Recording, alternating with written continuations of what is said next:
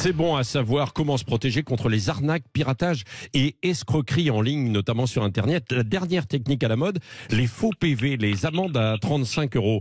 Nous sommes avec Nicolas Arpagian, qui est vice-président du cabinet Edmine Partners et puis spécialiste en cybersécurité. Bonjour. Bonjour.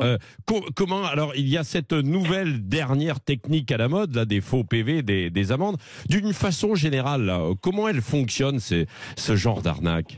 Alors en fait c'est un habillage. Vous recevez un SMS, un email qui va endosser l'identité d'une administration, d'un service public de confiance. Donc là effectivement ce qui est arrivé apparemment de manière assez massive ces dernières semaines, c'est la NTS. La NTS c'est l'Agence nationale des titres sécurisés.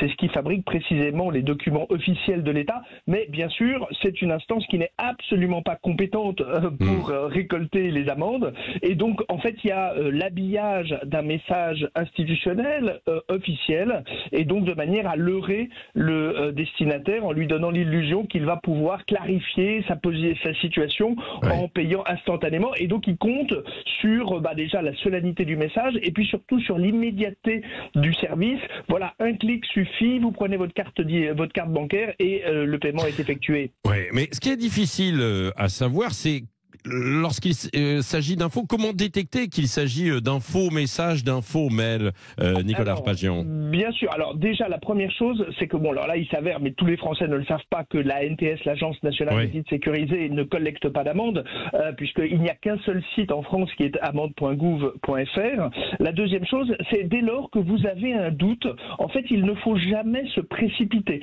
C'est-à-dire que lorsque l'on va vous demander des coordonnées bancaires, lorsque l'on va vous demander des informations dites personnelles, c'est-à-dire concernant votre identité, concernant éventuellement des mots de passe, des moyens d'accéder à certains de vos systèmes de messagerie. En fait, il faut s'abstenir. Pourquoi? Parce que c'est un moyen qui n'est jamais utilisé ni par votre banque, ni par une administration.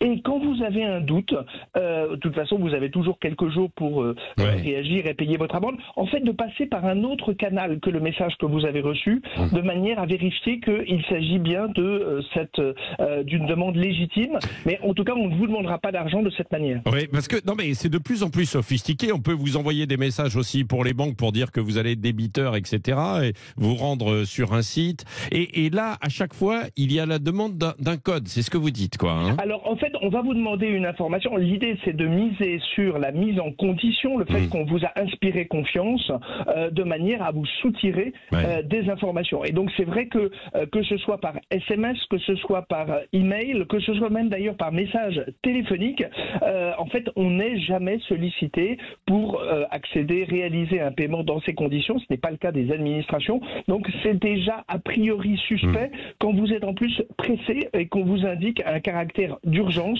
de manière précisément à vous inciter à vous exécuter dans les meilleurs délais. Oui, bon, donc prudence, c'est ce que l'on peut dire évidemment. Nicolas Arpagian, merci. Je rappelle que vous êtes spécialiste en cybersécurité, auteur aussi de ce livre, hein, Innocence à crédit, aux éditions Mareuil. Merci d'avoir été avec nous de bon matin pour ces conseils sur Sud Radio.